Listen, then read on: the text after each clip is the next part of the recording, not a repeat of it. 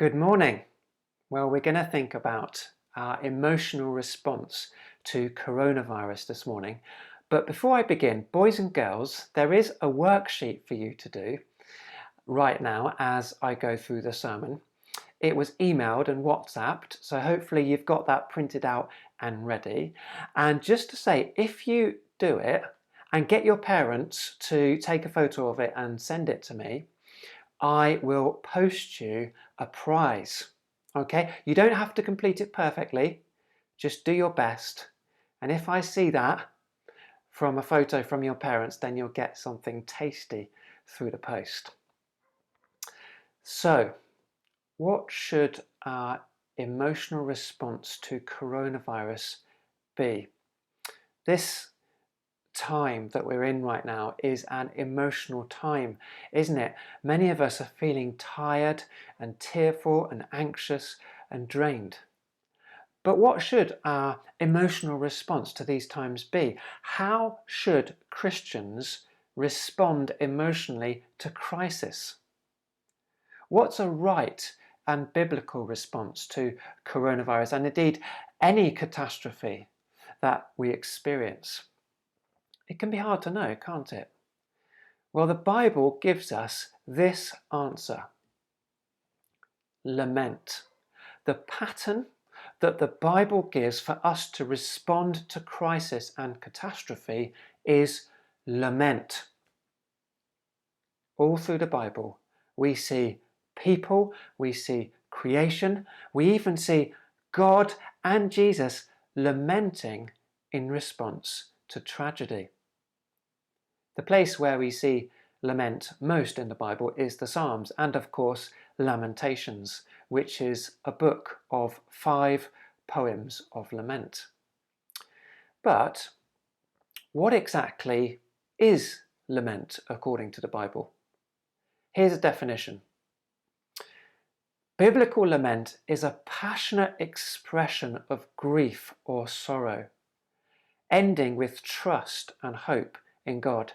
It's an emotional outpouring of sadness and pain and frustration.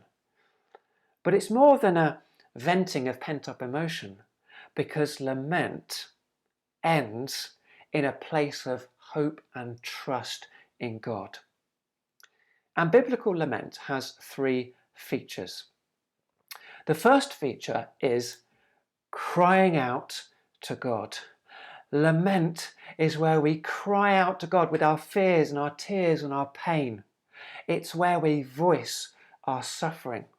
It's where we tell God about how we feel and where we tell him about what's causing us distress, even if he is the one who's causing us distress. Here's an example of that feature in Lamentations and Psalms. So in Lamentations, chapter 3, verse 55, we read, I called on your name, Lord, from the depths of the pit. He's crying out to God from the depths. In Psalm 86, verses 6 and 7, we read, hear my prayer, Lord. Listen to my cry for mercy. When I am in distress, I call to you because you answer me. These verses and so many others like it encourage us to bring our troubles to God, to talk to him, to communicate with him, and not keep it bottled up inside. In the Bible, the prophets and the psalmists, they're open with God. They're honest about how they feel. They don't hold back. They express their heartfelt emotions. They cry, they weep, they groan. And you know, this gives us permission to do the same. God doesn't expect us to never struggle. He doesn't mind us being direct with him and asking hard questions of him. And he's big enough to cope with us groaning and sighing and crying out to him. The laments that we see in the Bible are God inviting us to pour out our emotion to him. So that's the first feature of lament, crying out to God. The second feature is asking God for help, pleading with him to hear us, reminding him of our pain and asking him to come to our aid, asking him to heal or strengthen or rescue or give relief, whatever it may be. Sometimes when we're in the middle of sorrow, we feel so overwhelmed with everything that we don't ask for help, but that can create despair. Instead, we must ask, which is what we see in Lamentations and Psalms. Lamentations chapter 3 verse 59. Lord, you have seen the wrong done to me. Uphold my cause. He's asking God to help him to uphold his cause. He's telling God that wrong has been done to him. Psalm 86 verse 2. Guard my life, for I am faithful to you. Save your servant who trusts in you. The help he's asking of God is to guard his life and save him. This is so reassuring, isn't it? Sorry, there's another verse from Psalm 22, verse 19. Lord, do not be far from me. You are my strength. Come quickly to help me. I love these verses because they reassure us that we can come to him for help and ask, no matter how awful we are feeling or how extreme our situation is, or even if we can't see any help and any solution at all. So whatever your needs are, ask for God to step in and help you.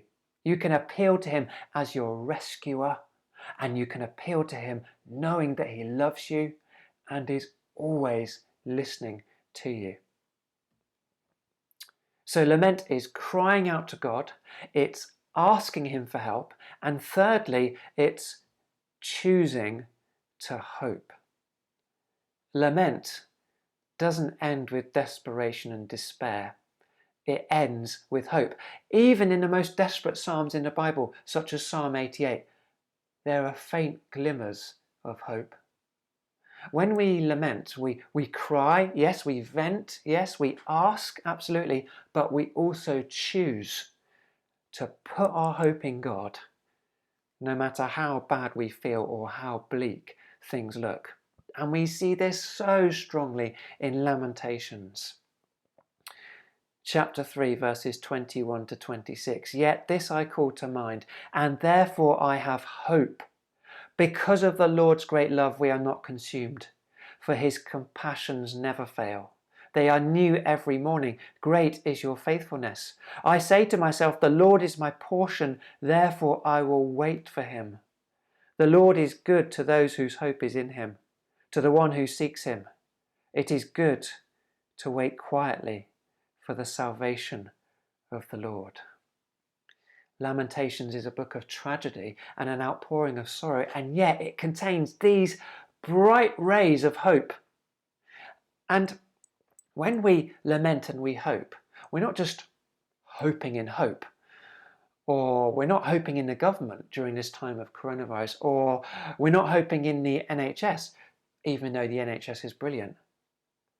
We're hoping in God, because he has the power and the love to help us through this, to take us through this darkness, this difficult time. He has the power and the love to strengthen us and calm us, to give us his presence and his healing love. And he has the power and the love to one day make everything right. We put our hope in God because we put our hope in that ultimate future salvation that he has promised, when God will wipe away every tear from their eyes, and death shall be no more, neither shall there be mourning, nor crying, nor pain any more, for the former things have passed away. Revelation 21 verse 4. We put our hope in God. We choose to hope because God helps us through now and will make everything right in the future. So that's biblical lament, an expression of grief or sorrow ending with hope in God, and there are the three features. Learning to lament is really important, because the alternatives are not helpful at all, as this matrix shows. This is a hope and sorrow matrix which describes biblical lament and shows that it's the best way to respond to crisis. The x-axis is sorrow and the y-axis is hope. Now, if our response to crisis involves no hope and no sorrow, then what we're doing is we're withdrawing from any feelings and emotions, and we'll end up in detached stoicism, and that's not good. But if we have lots of sorrow but no hope, we've engaged in the emotion of the crisis, but we'll be overwhelmed and we'll end up in unrelenting despair, and that's not good at all. If we have all hope and no sorrow, we won't be engaging with the severity, with the weight, with the pain of what's going on around us. We'll end up with a naive or blind optimism. The biblical way to respond to crisis is with lots of sorrow and lots of hope. It's like 2 Corinthians chapter 6 verse 10 says, sorrowful yet always rejoicing. It's the best way to respond to crisis, because we feel the awfulness of it as well as having solid hope, and that is biblical lament. I don't think that biblical lament comes especially easy to us. It doesn't to me. I find it hard. It's quite alien to me, maybe because I'm British, or maybe because I've never really comprehended or fully understood the Bible's concept of lament.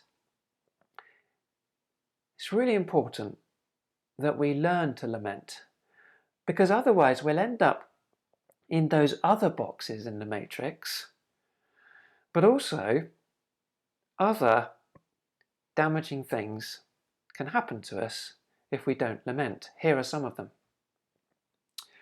If we don't lament, we can deny that we're feeling awful and refuse to acknowledge our emotions, and this isn't healthy at all, because they'll probably build up and build up and build up and then burst out like a volcano, probably hurting someone. Or, as a defense against feeling the sadness and the pain and the upset of the situation, we can project our fear and sadness onto others in the form of anger. But this isn't good, because that will hurt others big time.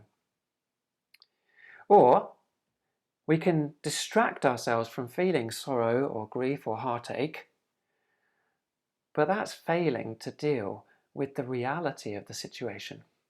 Or we might search for and depend on false saviours to help us. Drink loads of beer, eat loads of ice cream or chocolate, buy loads of stuff, and so on, whatever it is. But those false saviours will ultimately control us and damage us. Or we might dig deep and work really hard to try and control our circumstances and avoid whatever it is we're worried about.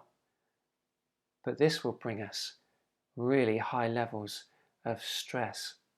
None of these things are biblical, and none of them are good for us.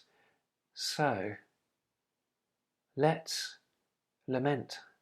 Let's learn to lament now, in the midst of this time of coronavirus, and whenever we encounter tragedy. It's the biblical way to emotionally engage and respond to crisis. It's what Jesus did. Hebrews chapter 5 verse 7 says, during the days of Jesus' life on earth, he offered up prayers and petitions with fervent cries and tears to the one who could save him from death. And when we lament, it turns us to God when sorrow might tempt us to turn away. towards false saviours, which, as we've seen, end up controlling or damaging us. So let's finish off with some reflection. What did you learn about lament today? That it's okay to bring your emotions to God, that He's big enough to cope with that? Or that there's a lot of lament in the Bible? There really is a lot. Or maybe you learned that lament includes both hope and sorrow. That's the biblical way. Or maybe something else. May God bless us and help us as we learn to respond to crisis with lament.